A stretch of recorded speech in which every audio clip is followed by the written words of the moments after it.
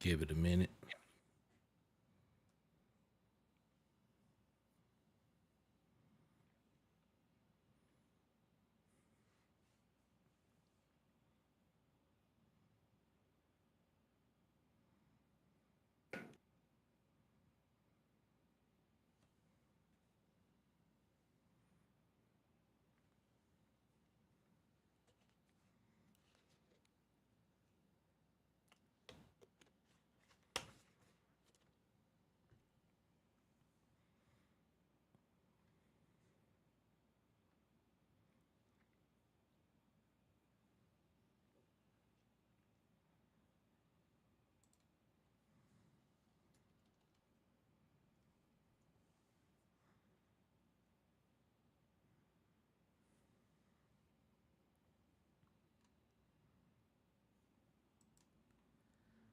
What's going on, Pokemon Go trainers? Welcome to episode 393, a special creator series of the Lured Up podcast. This episode is streaming live on a bunch of platforms: X, YouTube, Facebook, Twitch. Today is, what is today? Today is Tuesday, May 5th. It's Cinco de Mayo. Cinco de Mayo. I know, it's exciting. It's an exciting day. Lured Up is part of the Pokemon Professor Network, and today we have a very special guest. We are excited to be joined by the one and only LandorAlpha. Yo, what's up, dude? What's going on? How you guys doing today? Dude, excited to have you here, man. It's been a while. I don't think I've seen you since the Philly celebration, which was really awesome. That was super great that you were able to come down to that. And yeah, man, welcome to the show. How you been? I've been pretty good. Keep myself pretty busy with some projects on the side. Also was a little busy being temporarily banned from Go yesterday. I don't know if you guys heard about that weird wave ban that happened to go out. I got to partake in that for. Dude, how stressful was that? Well, I got logged out. I got logged out, which is weird. Yeah, I'm like, that's strange, but I just logged back in. Oh, dude, that's so scary, dude. I'd be so scared. I've had issues like that where like my name, like they banned me for my name. Like I got mass reported. It's like, you know, this terrorist organization tried to take me down, and it was like for those hours, it was like the panic was so real. It was just like so crazy. But I heard about this ban wave. I mean, it was a lot of false flags, like a lot. So pretty scary stuff. But I mean, did things come back on their own, or did you fleece king it? So I had that in the back pocket just in case things decide to go that way. So just, what happened was I was like going outside to do the last hour with my mystery box just to get it out the way. And while I was doing, I had a sign-in issue like Adam had mentioned. So I was like flicking Wi-Fi on and off and like just trying to fix it. I finally got in the game, turned on the mystery box, and then like shortly thereafter, it was like bam, the message pops up. I was like, okay, Yeah. before we just lose it, let's restart the game. Restarted it, caught a Pokemon just to check, and we were fine after that. Oh man, so you didn't have to endure it too long, because that's some of the worst things ever. That's like, you know, talk about stress. I mean, Stacy P. Well, first of all, shout out to everybody who's here in the chat. We are streaming this live on a bunch of platforms, but we got a bunch of people here in the chat. Stacy P, Kate the Cons, Monkey Bread's here, Likeable Monster, C. Fran, Ozark Renee, Fisher J. You get this? Subscribing for 36 months straight. What? That's crazy. Absolutely nuts. We got some first time chatters in here too. We got Furku7, Ludicolo vibes. I'm down with the Ludicolo vibes. We got Orchid Bookworm. We got peeps. Rooster's here. Yo, King Leo's here too. Yo, we got peeps. Thank you so much for being here in the chat. We really, really appreciate all y'all. But yeah, no, it's I'm excited to talk, man. I'm excited to connect with creators that are you know, the nature of their content and the nature of what they do in this game is rooted in gameplay. And you know, it's something that we used to see a lot with a lot of content when the game was first coming out, and over the years it's kind of changed, and there's been like this paradigm shift of how content is made.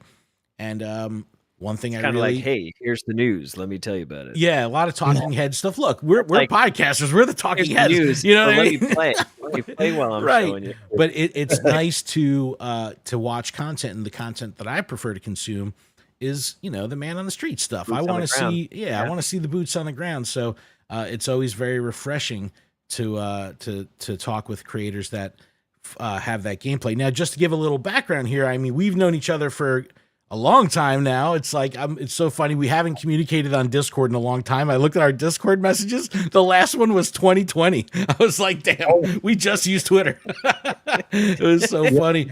But every so often I'll get like Facebook memories that'll come up of like, you know, community days in New York City or something like that from many, many, many years ago. So, you know, there's not a lot of us that are still around that were in like the kind of early days, the pre 2020 of Pokemon Go. So it's great to see that you're still cranking away. But why don't you give a little introduction of yourself just so people can catch up and learn a little bit about you. Let us know where you're from and kind of what you're doing in this in the content game. We'd love to hear it. All right. Well, for those that aren't familiar with me, hi, my name is Joe. I go by LandorAlpha as my pretend name. No, my username in the online space. If you happen to know that reference from Marvel, Avengers, and all that, then you're cool. If not, get out some more. But anyway, so what I typically do is I tend to do a lot of different kinds of content creating, mostly in like the short form space. But I have also been doing a lot of IRL streaming as well. I've been kind of pulling back a little bit on that as of late because I've been working on some fun stuff on the side. But pretty much what my content encompasses is playing Pokemon Go somewhere out in the wild. At times I've been playing in the mean streets of Albany. That's where I'm from the Albany, New York area. But lately I had kind of pivoted to moving things more from playing on my own to more playing with the local community at a park that's not too far from the capital city. So, and with that, there comes a lot of bantering, a lot of laughs, a lot of good times, celebrating with people getting shinies and shundos, and me just saying, I wish I were that cool. But but really cool just being there and just vibing out with the community, just hearing like people like leave like live feedback as they're playing the event, just the smiles, the sometimes disappointments that someone doesn't get what they want. It's really cool getting that in-person experience and also being able to communicate that through the IRL streaming medium to people in real time so they could get to kind of see how I see things from my perspective when I'm out and about playing Pokemon Go. So that's a lot of what I do for the live side of things. Like I said before, a lot of short form, some long form stuff when it comes to Pokemon Go in an edited offline kind of space. I tend to connect with people really well in that space as well, delivering news, delivering highlights from me playing live, or just out grinding on my own without a camera, the usual camera setup, just my phone, my Meta glasses too. I like to also capture things from a first person perspective with these, and just really get to show people how it is to play Pokemon Go in my shoes where I live. I love that. I mean, that's that's pretty much the secret sauce when it comes to not only longevity of a creator, of being able to survive in a space, but also we're gamers, right? We're all players of this game. We still want to have fun. We still want to engage the game and enjoy doing it. And yeah, I mean, a lot of times you could read the news from home. You can be on a website on their phone. You could be sitting on the toilet. I mean, you could play the game on the toilet, but there's really nothing like being out and about. There's nothing like being out with the community, because it is a communal experience, and that kind of, that communal excitement is very contagious. So, when you're in that kind of, especially when you see a hundo. Yeah. You know what I mean? It's like freaking out. People go nuts. You're like, we're going this way, Yeah. That's the direction. Exactly. I mean, that's kind of the secret sauce. And we've always been advocates of that on our side, where we really push for, there's a large portion of this game. The best parts of it happen off the screen. It happens when you're out playing. It happens when you're with friends, with the community. And it's always so cheesy and campy and, depending on who you ask, potentially bootlicking. But when you say like, no, I want to exercise, I want to explore, I want to, have real world social interactions, like all these core pillar stuff. It's like, yeah, it sounds super cheesy and campy, but it's like when you're out there playing and you have this gameplay session and you're able to hit all of those, it's like, I get it. Like this is it. Like you can't replicate this from home. You can't replicate this even playing solo. And I love solo play, but I was talking about it last week on the show. That kind of like releases a different part of dopamine, like a different part of my brain gets stimulated when I'm out playing by myself, and I love playing by myself. But when Even I'm playing in a group, going after like max battles, you get in there with the 4 people, you take that down in like 2 shots. yeah. It's just you can breeze through things and just press on and just keep Well, walking. that's the fun of it, and like you end up, especially if you're in with a group that's mobile and you're kind of like working your way through town. It's like you're just like Katamari, you know what I mean? You're just kind of like rolling down through town. You're rolling deep, and it creates this really unique experience. So that's awesome, man. I love to hear it, and I for one really enjoy your short form stuff because I'm busy. It's very informative. It's very clear. Oh, the package is concise, so to great the though. point. It's so like perfectly presented, and it's just like that was very concise and efficient. Thank you very much. Like I really appreciate the efficiency here. I think that's super important. Yeah. Well, I think you found a way. Attention and time are. You need to get people's attention, and people don't have a lot of time. They want to scroll, and you're right there with the hook. You get them in, and it's the rest is history, right? Yeah, that's super awesome. Now, take us through a day in the life of LandorAlpha from a content perspective. Now, I know Adam and I we're advocates of part-time creators. We're advocates of people that have a lot going on and still manage to make content and all that stuff. So, what's a typical day in the life for you look like, and how are you able to fit Pokemon Go and content creation into your day? So for those that don't know, I actually work a full-time job, so I'm not doing Pokemon Go full-time. There aren't no daily live streams and things like that where I'm just out and about all the time playing Pokemon Go. I play when I can. It's more so going to be focused on the weekends, but during the week, more so after the work stuff is taken care of, I've been trying to work on a little bit of a schedule for what I have going on. So there'll be like a day where I'm like prepping, another day where I'm like more editing and like putting things together, and then another day for like QCing and then like kicking stuff out the door to get published. So largely what I've been working on lately is actually a Pokemon Go newsletter. I've been at it for about 3 months now. So that's really been the baby I've been trying to take care of during all this. So a lot of that happens on the weekend with trying to put that together and get it out the door for everyone, trying to concisely figure out how to take a week's full of information, compact that to something that people can read in an email and send them on their way, hopefully a little bit more informed than before they looked at the newsletter. No, that's great. And I think that that's really welcomed, because that's not a kind of medium that we have. So Right. Adam, that's like what Adam's motto has always been. It's like you see a hole, you fill a hole. You know what I mean? So it's like I really See a need, fill a need. Yeah. Like I think that's awesome. And what kind of inspired you to take that route? Now, is this going to be like a email delivery, like a email list kind of thing? Yeah, pretty much. So speaking of filling holes, pause. We say pause in the air, by the way. Yeah.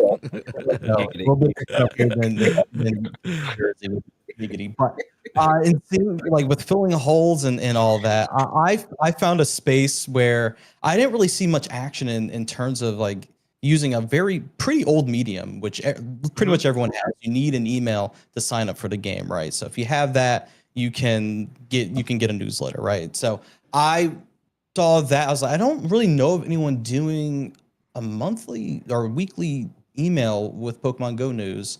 And one thing that really led the charge on this is we don't own any of the platforms that we're on. I can get banned on Twitch tomorrow for nothing, or I can get banned on X, Instagram, whatever, and whatever following I have on there is gone at that point. I lose it. Something that they cannot take from you is an email news list that once you have that, you keep it, and you can just grow it, and you can blast anything out there that you want to That's your a community. huge move right there. Yeah, no, Yeah. dude, that it's right. And you hear it all the time. And I mean, like, even like JT Gilly, friend of the show, he lost his Instagram account this week. His Instagram account for for Gilly Mania, his like WWE account, 70,000 followers. You know what I mean? Like Gosh. this is crushing. This is like, and I see it all the time. I mean, people that have YouTube channels, millions of followers, and it's just like they're out there tagging YouTube on Twitter, just like, you know, someone if this was their first day making content. It is wild, and it is pretty scary knowing that, you know, you're kind of at the mercy of platforms that you don't control. So I appreciate your perspective on that, and I wholeheartedly agree because. You know, we have a website, we do a blog and all that kind of stuff for our shows. And I'm very thankful for that traffic because that's my traffic. You know what I mean? And it's like, and I can count on that because it's proprietary and I own it. And that's really important in this space because like you said, if, you know, something could be sold tomorrow and the platform shuts down, like there's a lot of variables. And I do think that it is interesting. GameStop could try to buy it. Yeah, right. It's like, bro, you got 12 Billy. How are you going to get to 45? Don't worry. We got it. But no, it's the. We're going to sell a PSA 10 Charizard. We Yes, got the this. best I could do is 25 cents. But no, it's interesting hearing these concerns coming from a part-time creator. I think that that's very noble. I think it's very humble. And I think it's very smart. And you know, it kind of speaks to your positioning in the space because you have great values, and that's kind of something that is tough to find sometimes in creative spaces, and not just Pokemon Go, but in creative spaces in general. So you're absolutely right. I think that is pretty wild and could be pretty scary if something were to go wrong, especially if, you know, your livelihood depends on it. Something that I'm looking forward to signing up. Yeah. We Appreciate that. we flaunt it with the podcast space, but it's like, you know, there's something special about creating content because you want to versus creating content because you need to. And I'm Right. sure there's benefits and, you know, challenges and roadblocks and opportunities that come with each of those situations. But when you're in a position where you're doing it from a place of passion and not a place of necessity, I do think that there is this kind of air of magic that comes with it that, you know, it just you can feel it. It feels visceral, and sometimes that's lost when you're, you know, you're watching certain content pieces that are just like, yeah, this is just their daily upload. This is just another one. That's one of the reasons why even before I started podcasting, I was a podcast fan because I had this bizarro pseudo parasocial connection to like podcast hosts where I felt like I was in the room with them and I felt like they were just the dudes. You know what I mean? It's like, and that vibe comes from passion. And not to say that people that do this full time don't have passion.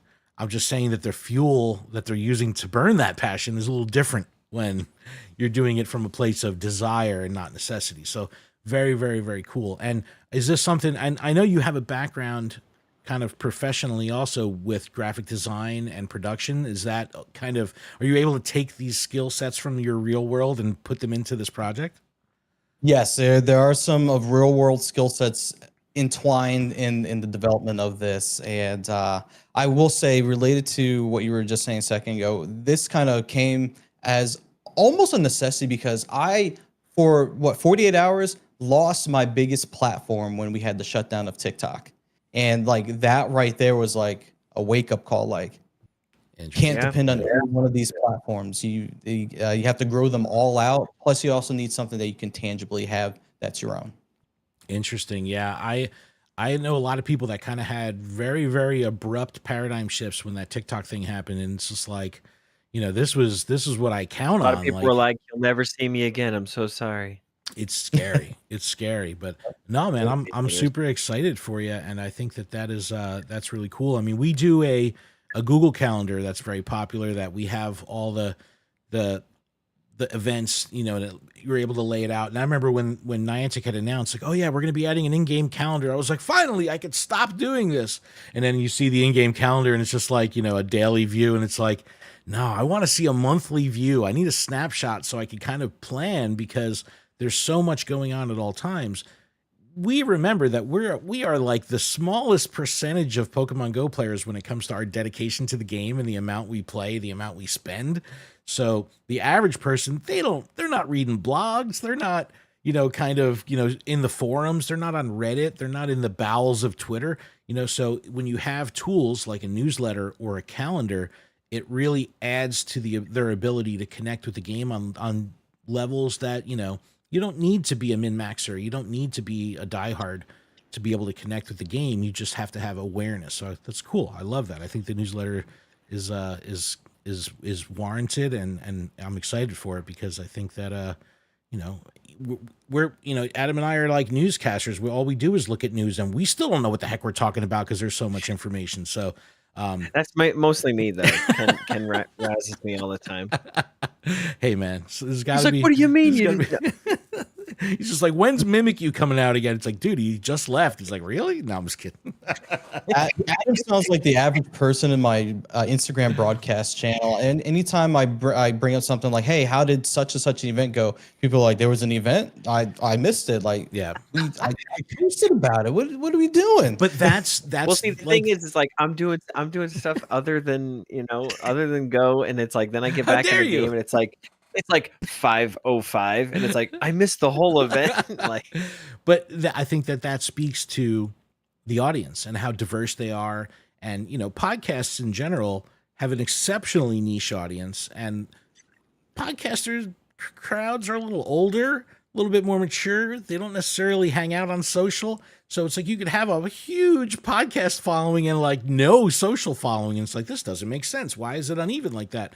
It's because they all live in different places and consume differently.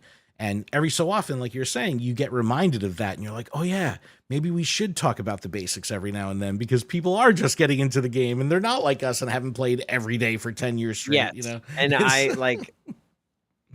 I have something I kind of want to work on that what? I mentioned to Ken. Do he's tell? like, don't talk about it. So it's one of those, it's under wraps at the moment, but Ken advised me not to do it. That's all I'm gonna say.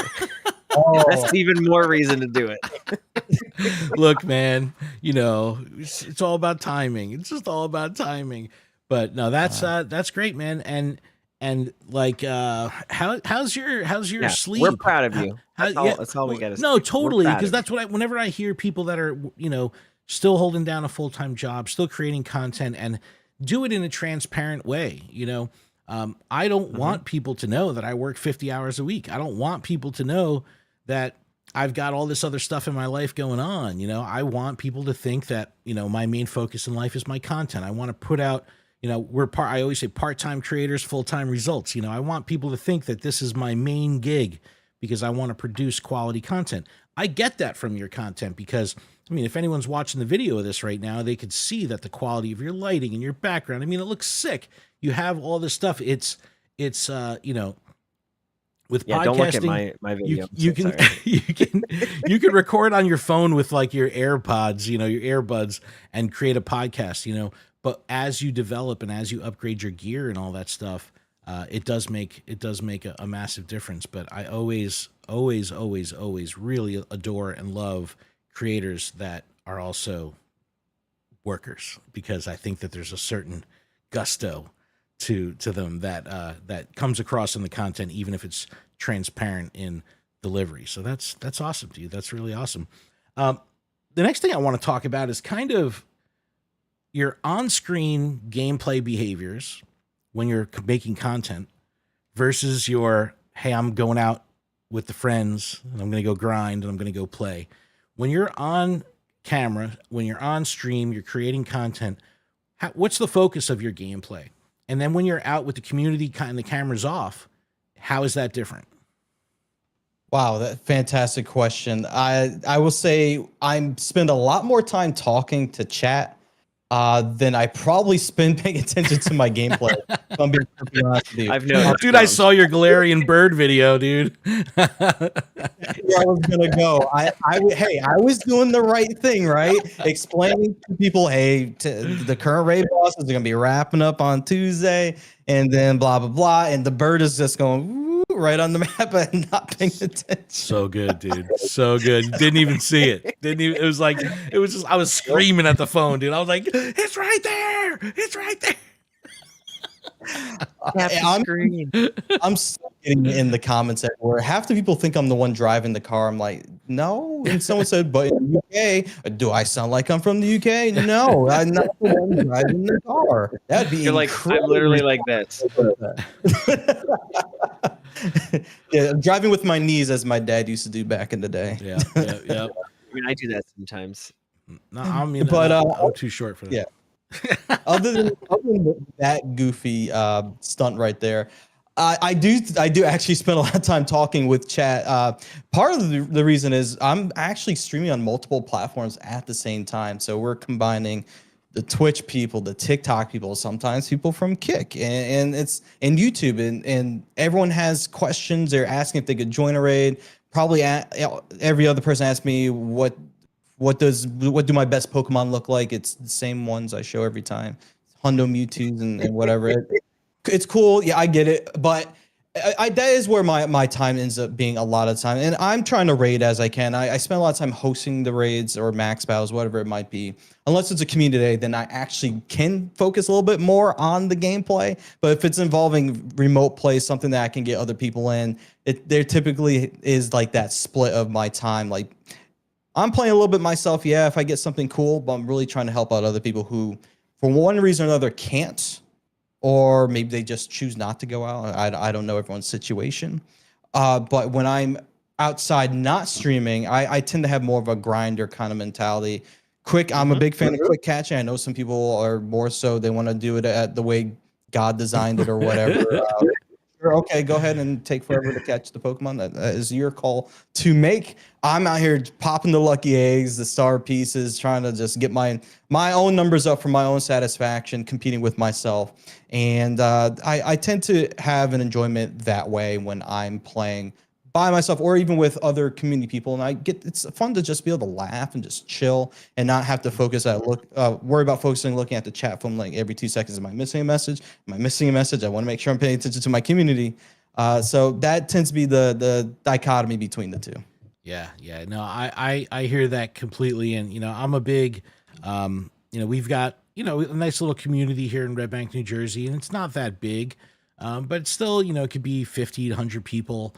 And we've got incredible community ambassadors, but in those like kind of raid train style, scenarios, I spend a lot of time off screen just wrangling people, and moving people along. I'm like herding people down the street, and it's just like blocking traffic. Everybody's focused on their screen. Like I know when I raid with the Rochester, the Tri-City group, Nick does a good job of keeping people together, but they just kind of want to linger. Nobody wants to just keep grinding. Everybody's just kind of like, I think that's an interesting I got point, the one, because some communities are the opposite. Some communities don't want to slow down, and we see that. And that's Nick. He doesn't want to slow down. He's like, let's go next raid. Let's go. It's funny, in Red Bank, there's two very polar opposite play styles from the community ambassadors. There's Fusion Joe, who's like, hey, everybody, how's it going? What you have for breakfast? Like just chilling out, talking. And then there's Monkey Bread, who's like already at the next raid. If you're looking for him, he's like already in the lobby. The lobby's got 10 seconds on it. You missed it. So it's like, but that vibe, I think, is what makes a robust community experience, because I like finding ways to bring those impatient trainers, the chill trainers, the diehards, the min-maxers, the parents with kids, the people with strollers. Like, I want to bring them all together and be like, hey, we can create a space where everyone can play the same game, do it differently, but we're all doing the same thing. And then we move as one, and we're much stronger together. And I love that, because you get a completely different experience depending on how you actually play. So tell me about your local community. Is it kind of what kind of numbers, like check-ins wise, are you seeing? Do you go to the same place every time, same kind of area? I'm pretty much at the same place every time. There's actually a couple communities. We have a community more closer to me up here that tends to also join the group that's down at the park. The park's called the Crossings of Colony. It's located in Colony, New York. There actually is not an official community ambassador there yet. Wow. Someone hasn't exactly stepped up to take charge, but there's a Discord, there's check-in. There are check-ins technically in the Campfire that you can go and RSVP and get in there, chat with people about whatever's going on, and everyone's just there, just having fun, just grinding it out. It'd be nice to have someone who will be a community ambassador someday. I don't think I would take that on for myself. I already got enough going on, but it's pretty organized for what it is, as long as people stay off the sidewalks when people are actually there enjoying the park. They're walking. We have the park people kind of fuss at us. You got to stay out the roads, stay off the sidewalks. Just make sure we're being as respectful as possible. Because I think last year there was a little bit of a scare where the town actually wanted to boot. It sounded like they wanted to boot us out of there, and so a bunch of community members went to the town board meeting and they presented their case, and the guy was like, I love Pokemons and Pikachu. Why would we kick people out of here? It's like, okay, yeah, you're doing the politician thing. So basically, as long as we stay out of trouble, we don't do anything crazy, we're cool where we're at. But it's a great group of people, a lot of positive attitudes, good energy there. We have young kids celebrating. We have some older folks with gray hair walking around there too, having a good time. It's a really diverse crowd. That's the best part, is that like anybody, doesn't matter your age, they can enjoy the game the way they want to as well. Yeah, and it also takes, there is a very big importance and focus to put on the longevity of this game is in the hands of new players. So it's very important to support new players and welcome new players. It's not like a Call of Duty scenario where it's like, you're like, oh, I'm so excited to try this game out. And you go online, you're like, I'm never playing this game ever again. It's like, I want the opposite. I want them to feel so welcome that they can't wait to come back. And I see it over and over. And now it's like people are starting to travel into Red Bank. We just got our campsite up. So there's like, 80 POI in like 1.5 mile radius. It's an unbelievably packed downtown. And plus you have all these awesome, businesses to support. It's really cool. But yeah, that connection of bringing everyone together that's part of the magic. I think that's super important. And, community ambassador or not, there's still, even before the ambassador program, there's always like community leaders. And I think that those are important to kind of get people excited, maintain excitement, and do some organizing, because again, this game operates at a higher level and operates on a different plane when you're playing it in an organized fashion. So that's why we're always pushing for the IRL thing. Now, as we move on to this next topic, this is a little one that gets a little spicy sometimes. It's because the ball check? No, we're not. That's on always ball a spicy check. No, you know what? How do you? Yeah, let's talk about inventory management and things like that. So we always like to look at when, let's say you clean up your inbox or you clean up your inventory. You're at your fighting weight. You've got everything deleted the way you want. How many potions you keep and how many balls you keep and like, are you holding on to all this crap? How many evolution items do you have? I need to know these kind of details, because it's like sometimes like people forget about evolution items and they're like, oh my God, I got 84 sunstones. What am I doing? It's like, so my inventory management's interesting for evolution items specifically, since we were just on that. I try to keep it 10 or fewer for evolution items. I'm sitting more or less around that. The highest one's like 15 sunstones right now. It's always the sunstones. It is always the sunstones. It's, you spin Pokestops, occasionally you just get them randomly, or a Pokemon might drop it. This is actually my first time looking at the evolution items part of the inventory in a while. Right? I'm actually around where I want it to be. So that's exciting. But one thing, and every time, if I happen to do it on stream, I always like to poke at the PvP people like, oh, look at all the fast and charged teams I have. I think I need to reduce them. So I try to keep it at around 50 for each. I have 170 for fast, 226 for charge. That's higher than I want it to be. But I always make a few of them cringe and die inside whenever I gotta get rid of them. I don't use them like that. It's cool. I'm sitting on like 25 elite TMs of each. It's like, I like never use them. Don't forget to TM away frustration. Whoops. Never. The other items though, some of the first things that go are like raspberries, nanabs, pinap berries. I try to keep the golden raz and the silver pinaps. And I get rid of all potions except for max potions, and I keep max revive. So if I really have to get real lean, that's how I tend to go into like a big event that way. What's your normal ball that you use for catches? Your normal hand catches you're out playing today? Are you using ultras or using greats? I think it depends on the event. If it's like Meltan yesterday, I'm going to use ultras just to save time, to not have to keep reattempting it over and over again, especially if I want to quick catch them. But looking at my inventory, and I think I tend to favor great balls more than the other two because it's the lowest count I have right now. Interesting. I keep deleting the great balls and I keep catching with great balls, but I still manage to just keep having so many. I'm just like, they just don't go away, no matter how many I delete and Dude, catch with. I don't know what I did this weekend, but I somehow managed to use 1,000 ultra balls this weekend. But I'm sitting at 4,800 regular balls and 3,900 ultra balls. I exclusively use ultra balls. That's my. If I see a Caterpie, I'm using an ultra ball. It's just that's all I use for catches. I built up my inventory so much so I don't even ever have to worry about it. And it's like I work on a stop, and I'm in, when I'm in Red Bank, I could drive around town with the Go Plus running.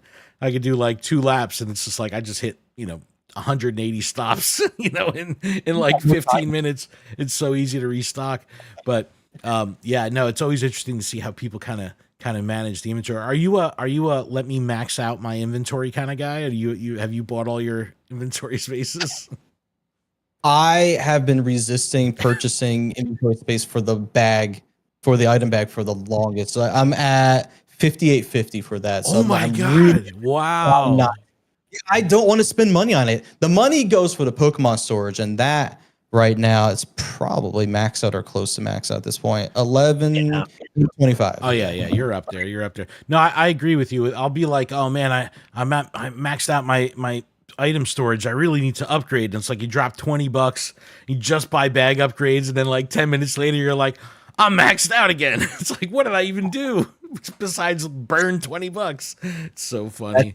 Before every major event, if they push out more stores like that, it's all the $20 is going straight to Pokemon stores. Forget about items. I'll suffer. I'll delete what I have to. I just need the storage for Pokemon. I'll be okay with the other. That's so wild. We have we've got someone in our Lured Up community, Maddie G, who is notorious for keeping small item and Pokemon storage bags, and he's just like, I catch them, I get rid of them. I'm like, dude, I don't know how you do it. I've got like 3 of everything. It's just like, 3 Santa hat Pikachus, better hold on to those for 9 years. It's like I don't know why. Yeah, well, then we've got extra large, extra small. I don't understand. Like, are we ever going to use extra smalls? Should I get rid of them? I have no idea. The day you get rid of them is the day they're going to have extra small showcases. That'll be that's exactly how it works. Yep. So they're going to use them at some point. They have to. Otherwise, what's the point in having it? All right. But anyway, the state of the game is what I wanted to talk about, because I think this is an interesting one, because the game has been a little wishy-washy lately. I had significant problems during Shadow Entei, probably, and was without exaggeration, over my 3-hour period. And we had a busy day in town, so there's a lot of people in town. I'm sure that had an impact. But without exaggeration, I probably did close to 40 or 50 restarts over the day. A lot of like airplane mode on and off, just getting drops. Getting booted out of raids. I think I lost 2 raids. We had Fusion Joe, the ambassador, lost a shiny. Just weird stuff happening. The boss running away and then not coming back, and then you have to go back to the gym and then time's out. Like there's been a lot of stuff happening with the game. When the game is messy and the internet is letting everyone know how messy the game is, how does this bother you, and how do you react to that personally, and how does that come across in your content? Because this is kind of a divider in the content community space of how people approach the issues that the game has. Now, for me, it rolls off my back. You know what I mean? It's like, I will, if something happens in the game and I lose a raid or I lose a pass, it's like, damn, that sucks so bad. I hate it. It's the worst. All right, let's get moving to the next raid. And then you reach out, and then it doesn't help. And then you get a canned message in return. Sorry, trainer, check your Wi-Fi. No, it's like, but no, I let it roll off my back. It is what it is. I'm going to continue playing. How does this impact you personally? And do you ever kind of talk about that in your content? I typically not, at least in edited content, not really discuss more of the negative sides of the game. Not so much because I think it'll like do bad. I'm sure the numbers would be great. People love to complain about stuff online. Yep. But I don't know. I tend to try to keep a positive mindset when it comes to the game. Although, believe me, I've seen a number of the reports. I've seen the behind the scenes. I've seen the community side. it can be a lot, especially more recently, where it seems like the bugs are more numerous than previous, and they don't seem to be addressed as quickly for whatever the case might be. But I try to let it roll off my back a bit. But if it's something that becomes a bigger issue, it's like, do I feel like playing Pokemon Go outside today? I'll open it up, catch a few things at the house. That might be it. That's probably the worst it might get for me, but I'm really probably going to play the game no matter what. I've experienced my share of issues getting booted from raids for no clear reason at all. Yep. Whether it's in person or remotely. It's worse remotely because you're screwed at that point. Yeah, You just lost that's especially like when you just bought a pass specifically for that raid, and it's like, what? And then you jump in. There's 20 seconds left. You mega evolve something, and then all of a sudden there's 3 seconds left, and then the 3 people that were in there, they all bounce, and you're like, I 1 second to back out. Are you serious right now? I was in a shadow raid. I don't remember what the raid boss was at the time. It was something that we could duo. But for some reason, the other person, they refused to use their gems. And I'm like, can we subdue it, please? No subduing. I just see just a little bit get chunked off, and then we lose. Like, well, we could have won that, but different problem. Yeah. Make sure you guys use your gems, especially if your lobby numbers are low. Okay, that'll help everyone, I promise. But in terms of content, I do try to keep it positive. I think the community benefits from a more positive mindset. But there is a space for these negative issues to be discussed. I feel they feel like they're not heard sometimes, especially when issues seem to persist for months, maybe years, depending on what the issue might be. Some people consider quick catching a bug that's never going to get fixed. That's a happy accident, in my opinion. But don't fix that ever, please. I never, please, dude. If I slip off the berry and have to catch a Pokemon at in real time, I'm like, oh my god, like, can you hurry up already? It's like 3 seconds, and I'm like losing my mind. It's like, yeah, you get so adjusted to it. But no, I think that's an awesome approach, man. I think that's a noble way to look at it, because the way we think about it is we want to hear the voices, right? We want to talk about. We discuss the issues by discussing people's reactions to the issues, because the issues are there, whether we're going to, be upset about them or not. There's nothing we could do except discuss it. So if we're going to discuss it, let's do it in a way that's productive. Let me know how you're feeling about it. This doesn't need to be like, let's go after the judges in Orlando or something like that. It's like, let's make it more of, no, this is how this is impacting me, and this is how it ruined my gameplay experience or changed my gameplay experience. Because if you go into a situation one way and the game forces you to behave differently and do things different, that's notable. That's worth talking about. That's worth bringing up in a discussion to see, like, well, if this is what happened to me, what happened to you? How did this impact you? I do think that it is important. Ozark Renee in the chat just said, looks up quick catching. All right, let me give you a little background on Ozark Renee. So Ozark Renee is a new member of the Lured Up community, and she's been like just a ray of sunshine, because she's the exact person we're talking about when we're like, hey, maybe we should talk about some stuff that we overlook because we've been doing this every day for 10 years. So it's like every so often she surprises me and she's like, well, what is that? And it's like, oh my God, I get to talk about quick catching again. It's like, I haven't talked about this since, years and years and years. That one time. It really does remind you that how diverse the community is. So Terminal, who's absolute, if you don't know who Terminal is, Terminal's Pogo Tips official, the craziest knowledge base of Pokemon Go possible. I mean, you ever meet people sometimes and they just know everything about movies, or they know everything about sports, and they can rattle off numbers. And this is Terminal. It's like, you'd be like, oh my God, if I only knew the actual mathematical equation behind, by how CP works. And it's just like, oh, actually, and they'll be like, boop, boop, boop, boop, boop, boop, boop, and just spit out all the info. So he just gave he goes, I love studying the game. He said, but it's a nice way to, when you have someone that you can lean on as a resource. And, that's why building a community is so awesome, because it's like, oh, you need a raid expert? Talk to that person. You need a data expert? Talk to that person. You need to know the hundo CPs. watch my stream. Yeah, exactly. Hey. Precisely. I'll tell you Well, exactly what they essentially, are. yeah. But no, it's an important way. I like the way you said that you think the community benefits from a positive outlook. And I agree completely. And that doesn't mean you're going to turn a blind eye to the things that are happening in the game that are affecting people negatively. But it's like, why not talk about it in a way that's constructive and real?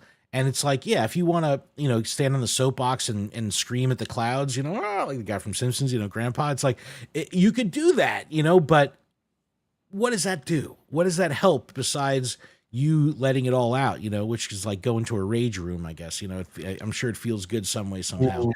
But no, I appreciate that because I agree with you 100%. And I've caught flack for years and years and years over that because people are like, Niantic, you think they could do no wrong and you're always going to kiss their butt and you're always going to I'm like, no, that's so not true. It's like, I just have a content forward facing the way I present myself is in a way that's not going to be negative, and I'm not going to be out here bashing people.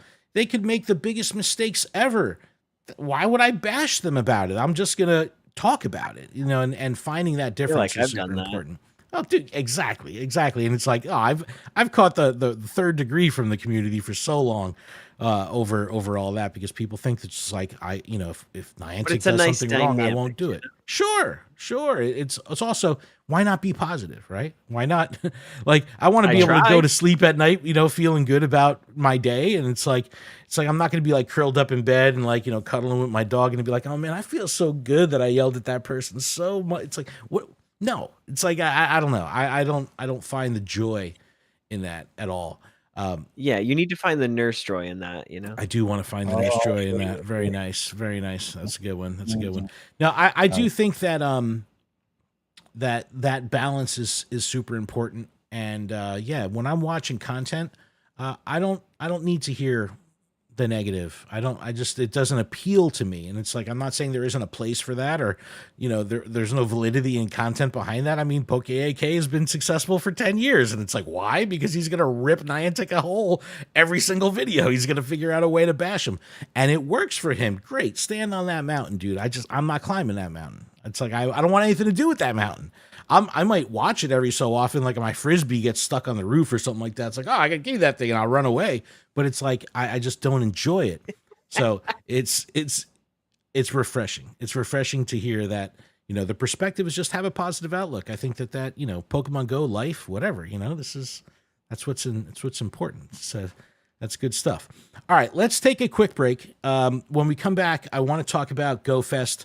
I want to talk about IRL large scale situations. I want to talk about our previous years of notable training at these events and how that's impacted our content, and just talk about the excitement that people that have never been to an IRL event at scale can look forward to. So we'll be back right after this.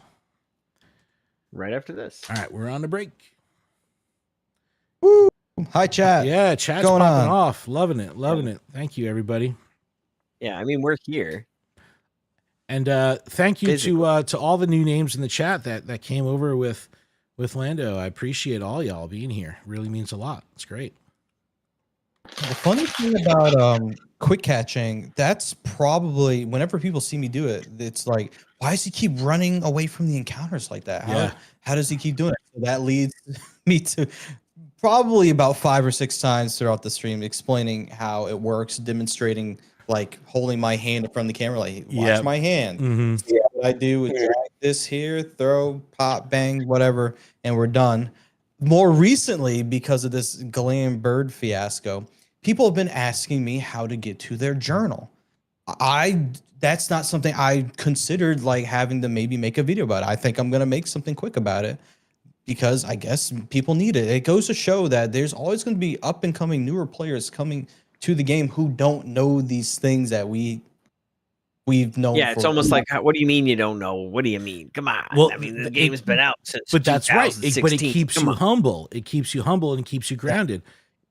I'll use Ozark Renee as another example. We were talking about Adventure Sync, and someone was saying like, "Oh my gosh, I walked like crazy today, and I opened up the game and I didn't get any distance."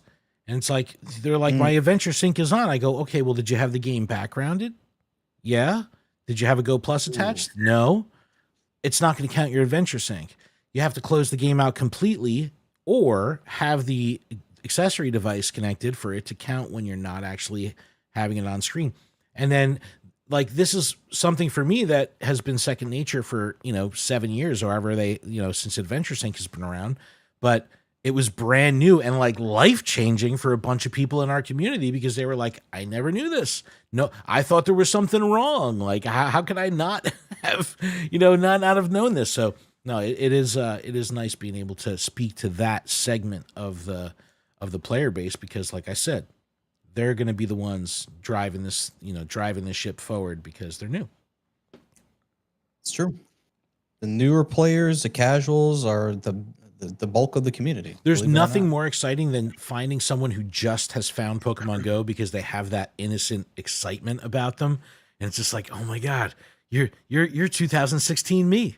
Like, it's just like, it's kind of like hiring somebody new and like they just don't know what's going. They haven't been tainted yet by so they're like lag. Oh my gosh, everything's awesome. And I'm I like, think it was the summer's almost here. Summer's almost here. The last day of Go Fest last year, where this father brought his son. He was like, my son, this is his first day playing Pokemon Go. Like, you came to Go Fest and you like just started playing. So cool. What? And I was his first friend, did his first trade and also his first PvP battle right at the meet and greet. I was like, amazing.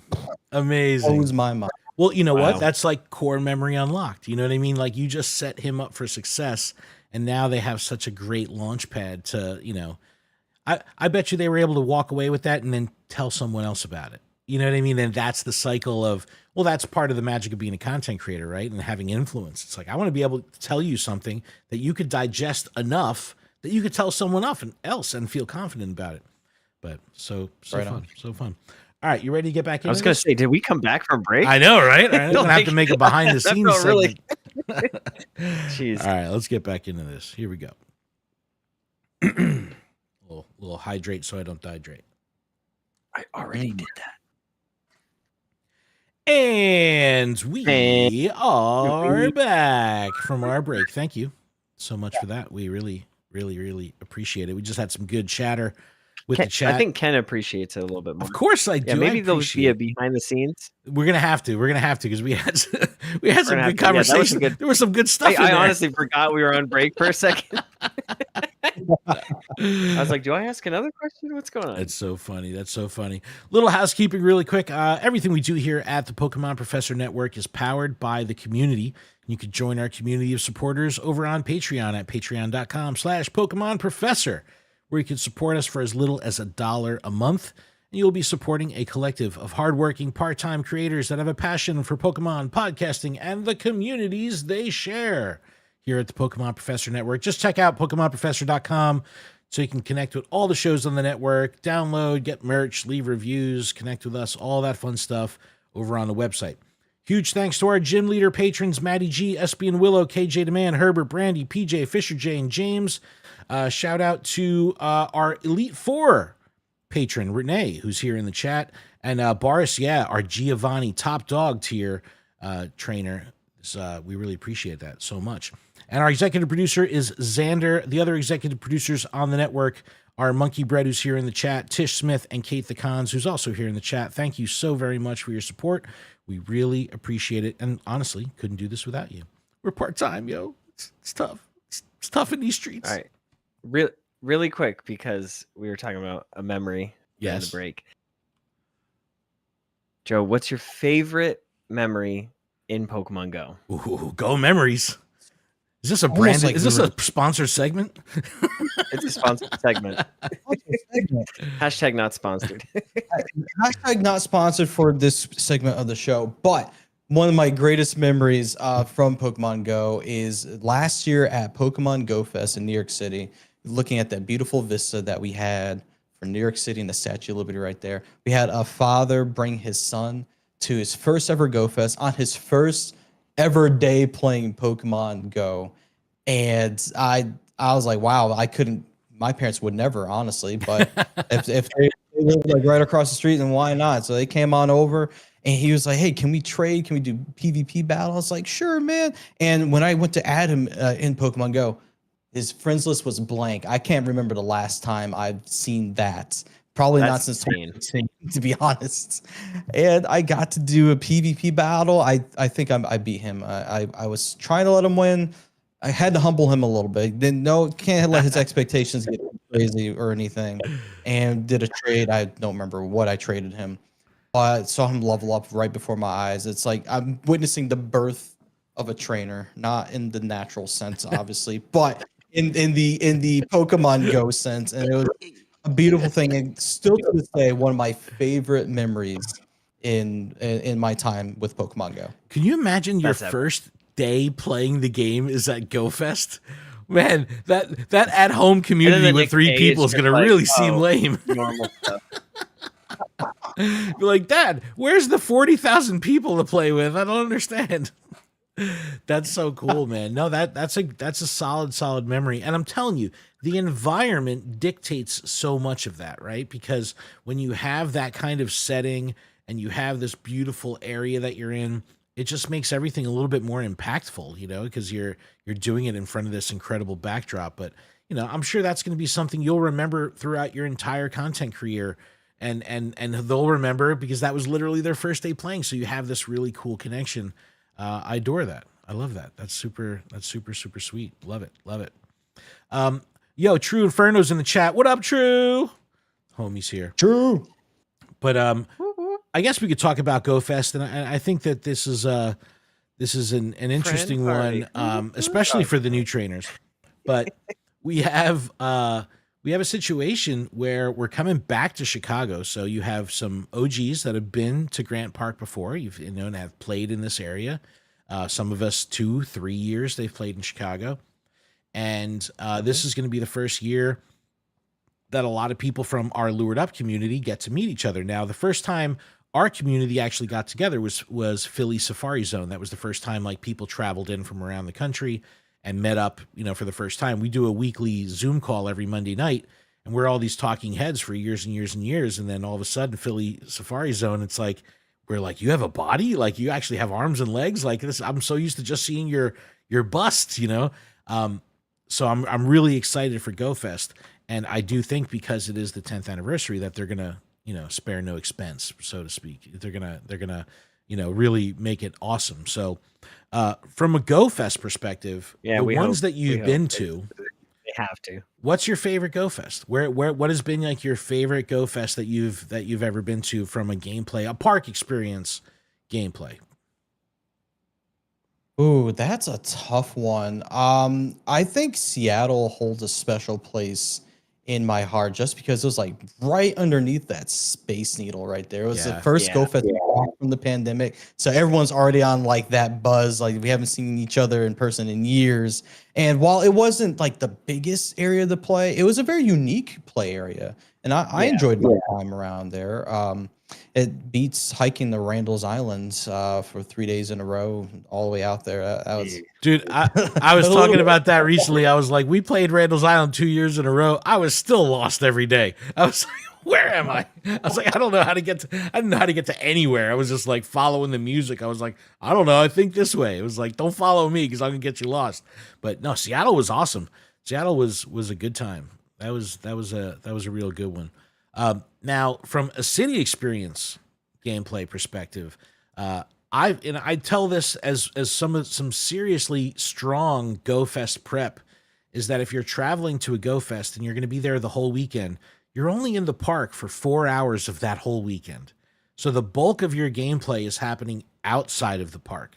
So when you're in the park, yes, you want to hunker down, get your gameplay in, live it up, enjoy the environment, feel the ambiance, get that immersive feeling of oh my God, I'm a real Pokemon trainer. But the city experience is where the game actually comes to life, and this replicates more of what you can do at home. So obviously New York City is always, an amazing place to play. I'm spoiled because I live an hour from the city. I could jump on a train right now and be there. Go there when you need to, yeah. But what about from a city experience gameplay? Where's your favorite place to play during a GoFest? Ooh, I mean, again, New York is down the road for me too. It's a little further away than for you. That I've had a lot of great memories playing in New York City. However, I want to put that one to the side, disqualify only because I can pretty much go there whenever I want to as well. So the best memory I've had playing in a city, in a city experience, I'm gonna say is London Nice. for that Golfest experience because I got to hang out with one of my mods there. But I was gonna say he was my guide, but he was from Germany, so can't say he was exactly the best guide for London. But we got to spend time together, and I streamed the whole thing. It was like a 9-hour stream. We went from pretty much just after my meet and greet experience at the park to like after midnight, where we ended up at Buckingham Palace. We were just walking the streets of So London. cool. We witnessed someone get their purse snatched. It was insane. Like, You had the whole London experience. we had the whole thing. I mean, we witnessed it. The camera didn't witness it. The camera was like looking at me and Ollie. We were like eating KFC because we went to like KFC like during the stream and got food. And then there's these ladies. They're like, "Oh, London, taking photos, whatever." They put their bag off to the side, and now don't ever do that anywhere, but especially major cities. If you Yeah, like that's what I was told when I went to Barcelona. Is like, oh yeah, watch your wallet. So it's like everything's in the front pockets. Meanwhile, But, I'm like, yeah, you're I felt coming to like- dirty Jersey. You better look up, down, left, and right at all times. I was like, that's how we do it Yeah, here. man. No. It's I'm telling you what, man. I loved Seattle. I didn't like the verticality, the hills of having to walk up like a 45-degree. Like my shins are like feeling like they're gonna burst. But that was a lot of fun. Yeah, That but there was a really lot cool. of mobility tools that you could use to get around. That was a lot of fun, just driving those scooters. Yeah, I was holding I on to could- street signs as I'm clawing my way up the hills, trying to like pull myself up. I'm like, bro, I was like, my dogs are barking and it's early. I was like, we did the Niantic sponsored raid trains. I'm like, oh my God, we got to walk 5 more miles. I was like, my feet are going to break.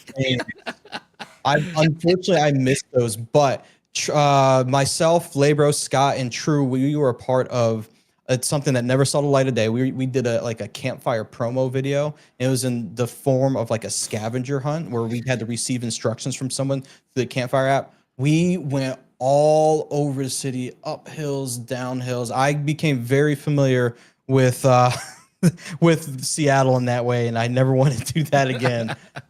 But we had a time. I'm familiar with what you're talking about. Well, that's like Adam. Didn't you film like a whole TikTok thing that like never aired? And it was like you were like Yes. running nonstop. He was like fully winded, like fully out of breath, like really putting in the work, really selling it. It's like they never used it. I Yeah, was no. like, Well, all that it effort. was like, oh well, let's run around through the park to find this.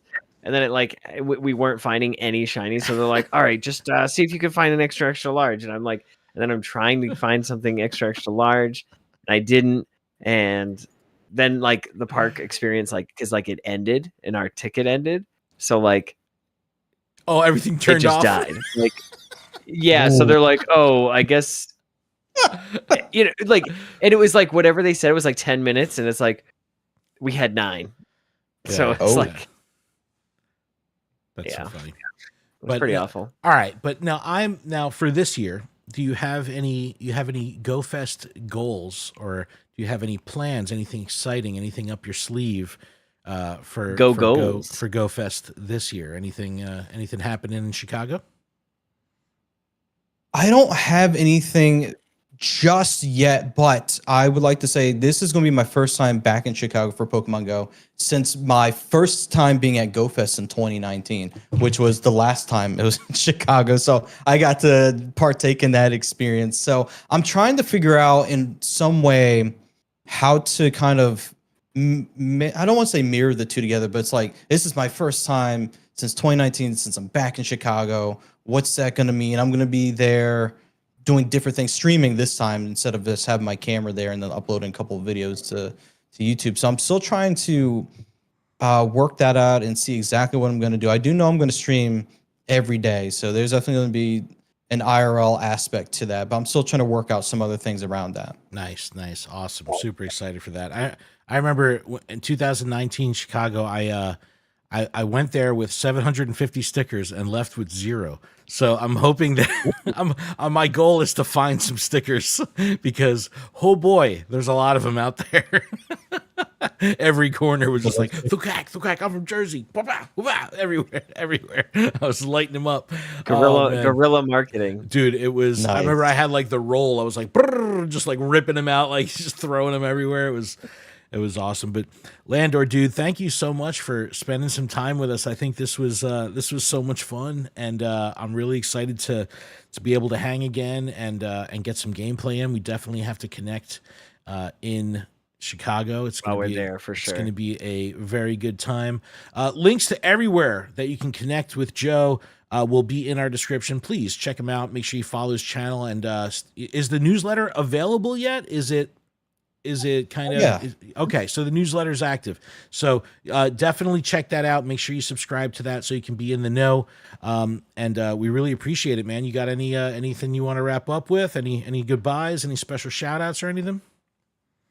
Special shout out to Alpha Squad. They have been there since day -1. They've been there for a long time, even before, I got off to wherever I am now with the content creating space. They've been awesome. They've been a motivator. They've been there through thick. They've been there through thin. Having a strong community behind your back is one of the most valuable things you can have in the world, especially in the content creating space. So shout out to them.